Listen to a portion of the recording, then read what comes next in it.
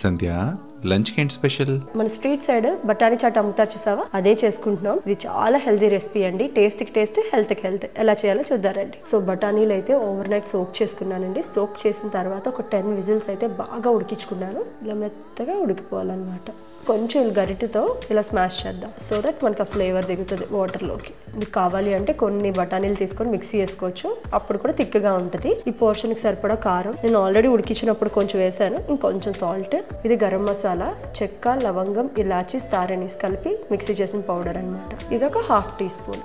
కొంచెం ఒక గ్లాసు నీళ్ళు అయితే వేసుకోవాలండి, వేడి నీళ్ళు వేసుకొని బాగా మరగాలన్నమాట. చాట్ బండోలు చూడండి అలా ఉడికిస్తూనే ఉంటారు. అలా మనకు రావాలంటే ఒక 10 నిమిషాలు ఉడకాలి. ఇలా చాట్ తిగ్గా రావడానికి ఒక టేబుల్ స్పూన్ శనగపిండి వాటర్లో కలిపి పెట్టుకోవాలండి.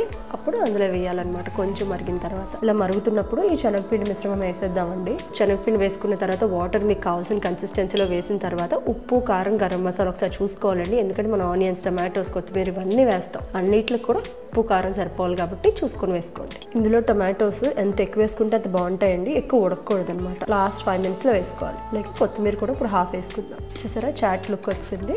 మా చైతన్యకి ఏంటి అంటే కొంచెం ఎక్కువ ఉడకకూడదు, అలాగే బాగుంటుంది కూడా. పెళ్ళైనప్పటి నుంచి నేను చైతన్య తుల్లో బయటకు వెళ్ళామంటే ఈ మసాలా బఠానీ తినడానికి వెళ్తాం అనమాట. ఒక అతని దగ్గరికి వెళ్తాం 13 ఇయర్స్. ఆయన చేస్తే ఎలా ఉంటుంది, ఇంచుమించు అలా ఉంటుంది అంటాడు అనమాట. అది చాలా పెద్ద కాంప్లిమెంట్. చాలా బాగుంటుందండి నిజంగా కూడా. కొన్ని ఉల్లిపాయలు ఇప్పుడు వేద్దాం, తర్వాత పైన కొన్ని వేసుకుందాం. స్టవ్ కట్టేసిన తర్వాత నిమ్మకాయ పిండుకోవాలండి. మనం చేసిన డిష్ అంతా చూసారు కదా, పల్లీల్లోని కొంచెం ప్రోటీన్ ఉంటుంది, బఠానీలో కూడా చాలా ప్రోటీన్ ఉంటుంది. అసలైన రియల్ ప్రోటీన్ ఏంటి అంటే వాళ్ళ ఎగ్ బోండా మీద వెళ్ళి చాటేస్తాం కదా, ఇన్స్టెడ్ ఆఫ్ బోండాస్ బదులు నేను జస్ట్ బాయిల్డ్ ఎగ్స్ వాడుతున్నాను అనమాట.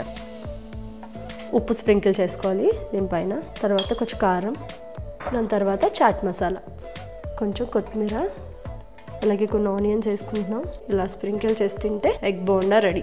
బ్యూటిఫుల్ టేస్ట్ అండి. మీకు ఇంకా కావాలి అంటే ఎక్స్ట్రా ఇక్కడ వేసుకుంటాం, ఎంత తిన్నా పర్వాలేదు. కొన్ని ఉల్లిపాయలు, కొన్ని కొత్తిమీర, అలాగే పైన కూడా కొంచెం నిమ్మకాయ స్క్వీజ్ చేద్దాం. ఇలా కూడా హ్యాపీగా ఎంజాయ్ చేయొచ్చండి. మీకు ఆ క్రంచీ వర్షన్ కావాలంటే వేయించిన పల్లీలు, లేదంటే 0 ఆయిల్ రెసిపీ. ఇది టేస్ట్ చాలా బాగుంటుంది అనమాట. సో పల్లీలు అయితే మాకు ఇష్టం. మంచిగా చాట్లో డిప్ చేసుకుని ఎగ్ ఒక్క బైట్ తీసుకుంటే